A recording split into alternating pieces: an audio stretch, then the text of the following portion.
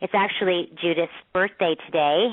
Oh, happy birthday, Judith. Yeah. And she will be singing tonight, I believe. There's 3 nights of live. I believe she's singing tonight. And it's, we need to vote. So everyone that's listening, watch Judith and vote for Judith Hill. She is exquisite. And beyond just having a gorgeous voice, she is the most remarkable, down-to-earth person. She's just a real good-hearted girl.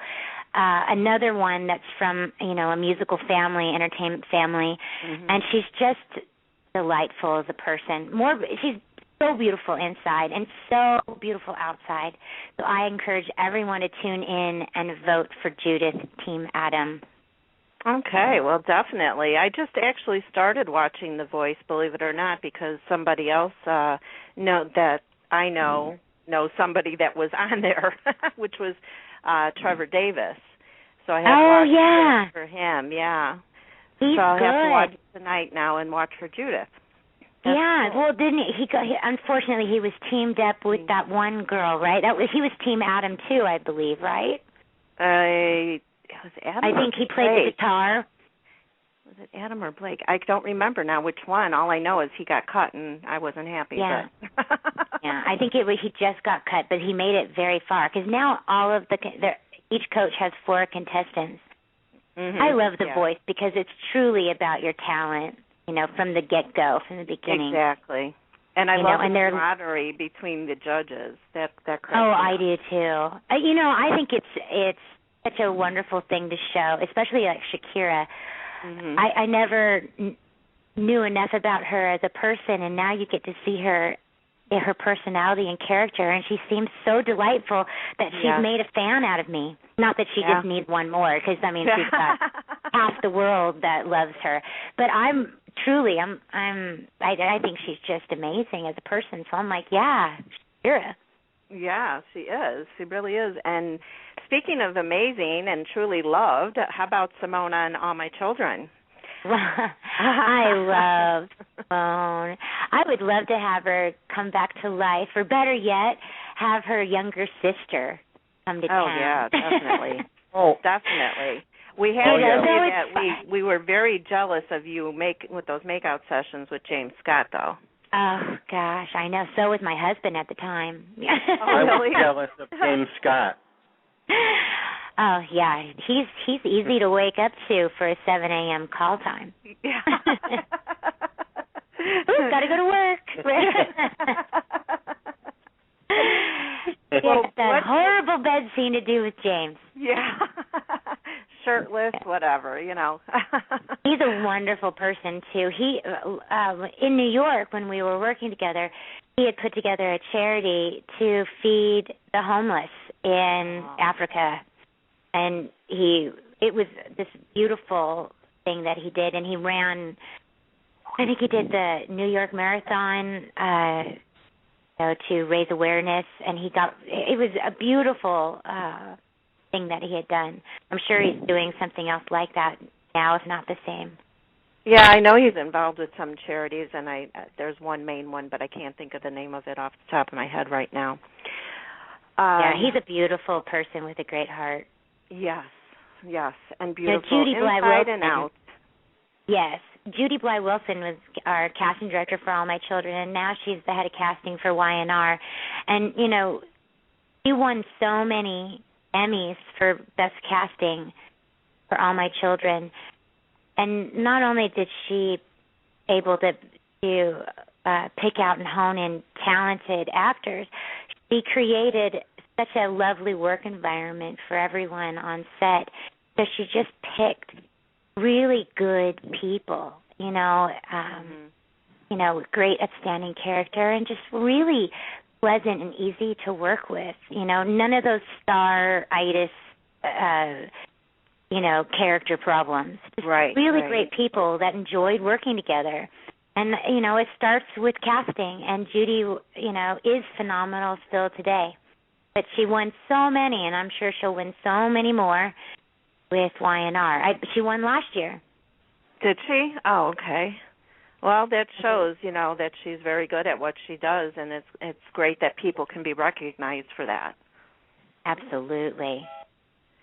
Now, do you have any similarities between you and Simone? Well, in the beginning, she was written in very mysteriously, and I'm not mysterious. I'm basically but it was really fun to play. As the character developed, I was very essential in developing her because they let me, so the comedic side was brought out because that's what I really love to do. Mm-hmm. It's I'd like to think it's an ability, but I my favorite actors are comedians. Lucille Ball and Carol Burnett. It's no secret. Oh, who are my favorites, and I love what they did and how they broke the barriers for women in television and working. One of the greatest gifts from Julie Carruthers, my EP, one of my EPs during my time on All My Children, was she set it up to where I got to work with Carol Burnett on All My Children. And it was a highlight of my career. Oh, my God. I'm like, this is the coolest thing ever. I know. If I could have met Lucille Ball, I think that would have fulfilled all of my dreams. I know. Me too. Oh, my gosh. But, these women, especially Lucille Ball, she broke the mold and paved the road for women in comedy. A lot like how Joan Rivers, in the whole stand-up field. Right. I didn't know enough about Joan Rivers, and then I watched her special on HBO, and I literally, I didn't really have an opinion of her one way or the other, but by the time I watched this HBO special, at the end of it, I cried. I was so compelled that now I'm such a huge fan of hers. What she's walked through and lived through, and they say, some of our greatest comedians are those that have suffered such great loss and tragedy, because comedy and tragedy are such a pendulum of, and those that can make us laugh really have suffered great loss. And, with her story, it rings true. But I think she's just a spectacular person.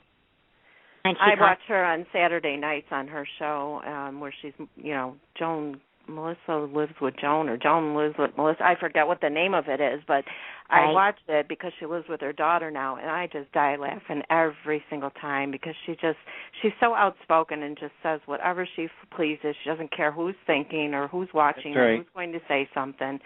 I just love her. She's so funny. Yes. Have you watched All My Children since its debut on Hulu and iTunes? I wish I could say I did. And I actually was going to watch just before we were speaking. And I went onto the website, and I was so tempted to click. But then I just got sad. Is that what's horrible of me? I was looking at the beautiful new cast picture and of my friends that are still on the show, and then these newbies. And, I was just a little sad because of the dynasty of the era, and my mourning time should be more than over like the rest of us. And I'm so excited that the rebirth and the reboot is taking place. And I will be a huge supporter. I think this new avenue, is for All My Children is going to push the envelope for the entire new medium of definitely. series.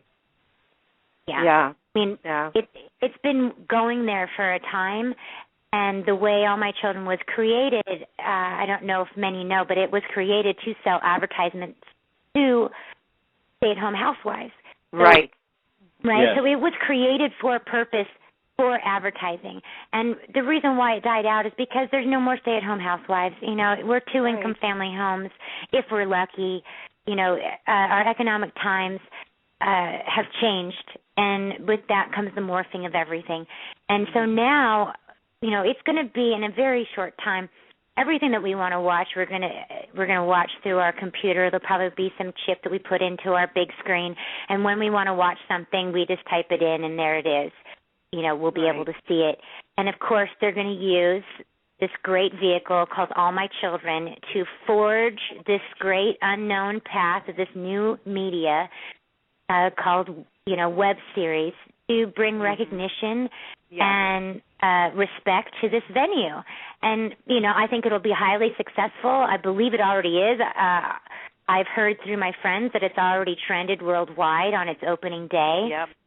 And when they have the talents of, like, Katie McLean, and Vincent and, Jill Larson, I mean, come on. I mean, it's going to be a continued winner, And I hear the new characters are written very solid.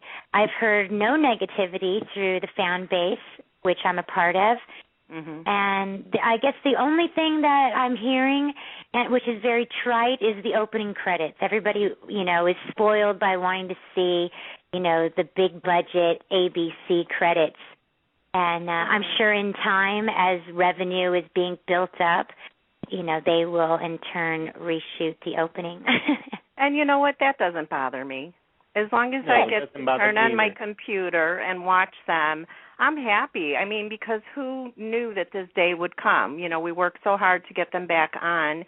And, you always have that little shadow of a doubt that it's not going to ever happen because so many other soaps were not brought back in any way, shape, or form. So it's back. I'm happy. That's it. It's done, And I'm going to see what they can do with it, and that's it.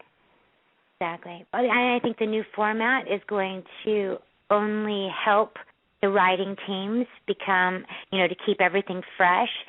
Back in the beginning era, we would all laugh about a soap being like the Bible. A day is 1,000 years, and 1,000 years is a day, right?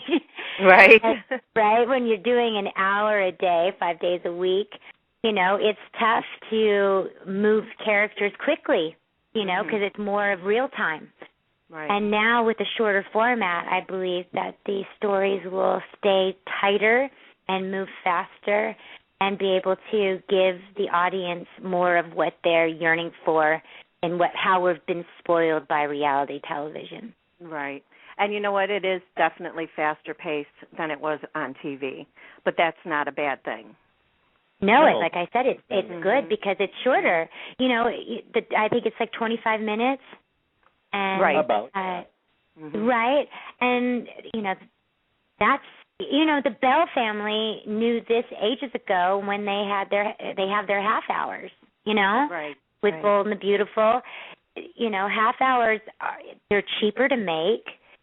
You can keep your cast smaller. So there's ways that everyone has to adapt and recreate to keep your favorite story on air. And the number one way is you have to support it, and you have to support it with whoever is the advertiser. You have to buy the product, you have to tweet the product, you have to, write them and thank them. I've read that some have been concerned or didn't know that maybe they had to pay for Hulu, but it's such a small amount, and that is what's bringing in revenue. And in time, if it's big enough, it will be completely free like network television. But there's no way that a small entity as big as Hulu is a small entity compared to ABC, America's Broadcasting Company, Right. So it's going to take time for it to grow, and it will only grow with the support of this amazing fan base that continued to keep it alive and fought so hard for it. It's a true testament to the power of the pen. Right. Oh, definitely. And I think about it this way, the $7.99 if you want Hulu Plus so you can watch it on your phone or any other device that you have is just such a small amount to pay. You pay more than that if you go and have lunch at McDonald's or something. Right. So that's, if you really enjoyed it, if you're really that much in love with All My Children or One Life to Live or any other thing that they have on there that you want to see, then you're going to pay it. And we do it anyways. We have to pay for our cable. That's right. That's right. I have DirecTV. I pay for that. Right. And and you know, the same thing applies. There may be a certain channel that I want